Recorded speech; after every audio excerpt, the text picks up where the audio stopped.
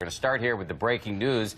As we come on the air, a fresh setback for President Trump on immigration. Just hours ago, a federal appeals court rejecting the administration's request to restore that controversial travel ban. And just so everyone's up to speed on these fast and furious legal developments, this all started 9 days ago when President Trump signed that executive order temporarily banning all refugees plus visitors from 7 majority Muslim countries. It set off protests at the airports and a flurry of legal challenges.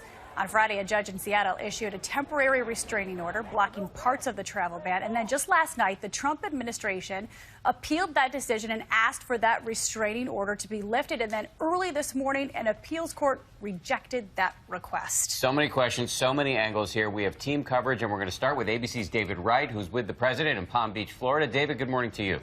Good morning, Dan and Paula. It was a long night for the lawyers as this drama played out in a federal appeals court overnight.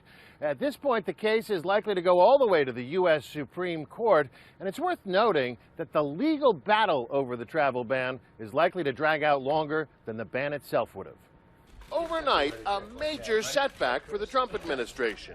No sooner did the Department of Justice appeal its case to the Ninth Circuit, but hours later, motion denied.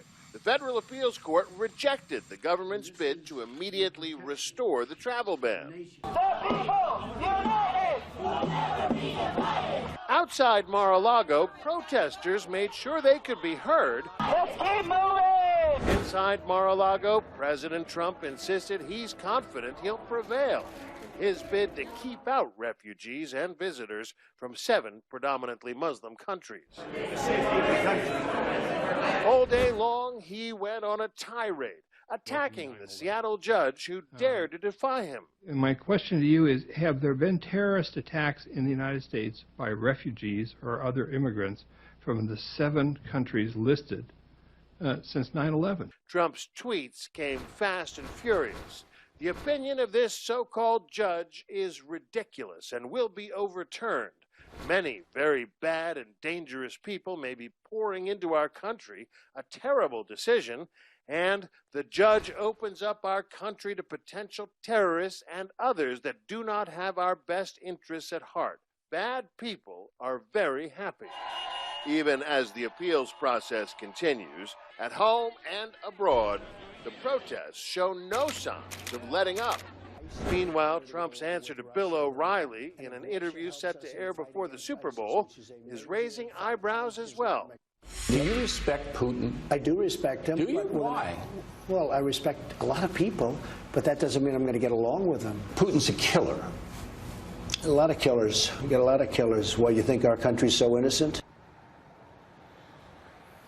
A remarkable statement from the President of the United States. This was a wide-ranging interview, unfortunately taped Friday at the White House before all of this weekend. Dan and Paula? We're going to be talking about that Russia comment in just a second, but both sides are claiming that this immigration battle is sparking a constitutional crisis, right, David? That's right, Paula. The administration essentially accuses the judge of violating the separation of powers, trying to usurp the president's authority. And the Democrats kind of accuse the president of the same thing, saying that he's trying to bully the judiciary and provoke a constitutional crisis. The Democrats are now threatening to make this part of the confirmation battle over Donald Trump's Supreme Court pick. So a lot more at stake than just this policy. David Wright leading us off from Florida. David, thank you. This question of a constitutional crisis was addressed in an interview between ABC News chief anchor George Stephanopoulos and the Vice President Mike Pence. And George asked the Vice President pointedly about his tweet referring to the judge who issued the temporary restraining order as a, quote, so-called judge. This is a judge who was nominated by President Bush, 99-0, confirmed. How is he a so-called judge? Well, again, there's simply no question under the Constitution and, frankly, under federal law that the President of the United States has the authority, in the interest of national security, to determine who has the right to come into this country. And we're going to challenge the judge's order on that basis, because the reality is we face a dangerous enemy, and the President is determined to use the authority that he has under the Constitution and under the law. But we'll work through the courts to challenge that. But doesn't this judge have the authority to do what he did as well? He certainly does, and that's why the administration is complying with that order as we speak. George is with us now. George, good morning. Pence did not seem to want to go there on this so-called judge issue. But doesn't these comments have don't they undermine the judiciary in some way? Well, that's the point that Democrats have been making, and I think that you're likely to see opponents of the president's order bring this up in court when they meet again tomorrow. But the vice president has been put in a pretty tough spot there by the president. He said, you know, the president speaks his mind. That's okay. So he basically defended what the president did. But you said he didn't like having to go there during that interview. This is going to be interesting to see what happens tomorrow when they finally have the arguments in court and we see whether or not the ban is actually going to be upheld. And as David said, the Democrats, led by Chuck Schumer in the Senate, are already saying this is going to impact the questioning of Judge Neil Gorsuch as he tries to become a Supreme Court justice. Yeah, setting up quite a battle between the executive branch and judiciary. But let's go back to that comment about Russia in that interview. Trump said, quote, "We've got a lot of killers. What, you think our countryside is so innocent?" He seemed to equate Russia and the U.S. What's your take? That's something he's done several times. Back in the campaign, I interviewed him. He did exactly the same thing, even when presented with the evidence about Putin's crackdown on the press and his opponents in Russia, which has included killing at times. So this is really something right there for the president to do that. And I have to say, a very different line from what the vice president took in my interview, where he said Russia is now on notice, that we're watching Russia very closely. So you see some dissonance there between the president's words, the vice president's words, and the administration's actions right now. What if President Obama had said something like that? How do you think the Republicans would have reacted? I think you could imagine they would be saying exactly what the Democrats are going to be saying right now, and saying that it's sort of unbelievable that the president is equating Russia with the United States. Remember, President Obama was criticized several times for going on a so-called apology tour for the United States, where he talked about mistakes by the United States in the past. Had he done something like that, I think you'd be seeing him getting harshly criticized. And what about the current pace of news out of the White House? I mean, we're just dealing with an onslaught of news. How long can that be maintained? And is it in the best interest of the White House? Well, can you believe it's only been 2 weeks? It is their strategy right now. They say they wanted to show 2 weeks of action where the president is keeping his promises. And I think a lot of his supporters will say that's exactly what he's done, but it's come with a lot of controversy as well. George, thank you. And as always on a Sunday morning, George has a big show. He's going to have the rest of that interview with Vice President Mike Pence, and it's all coming up later this morning on This Week, right here on ABC. George, thanks again. Guys, I saw General Flynn say Iran is on notice. What does that mean exactly? It means we're watching. What are we watching for? It means there's Iran would do well to look at the calendar and realize there's a new president in the Oval Office. And Iran would do well not to test the resolve of this new president. What would testing the resolve be? Well, the ballistic missile tests that were done in the last week were in direct violation of UN Security Council resolutions dealing with limiting them in that regard. That's the reason why the president took the decisive action that he took to impose economic sanctions on their supply chain for their missile program. But also, let's recognize that the Houthi rebels in Yemen are fully subsidized by Iran, and the attack that the Houthis leveled using Iranian arms against a Saudi Arabian ship this last week all represent the kind of hostile and belligerent actions that are simply not going to be tolerated. That might require military action. The president said everything's on the table. The president said everything's on the table.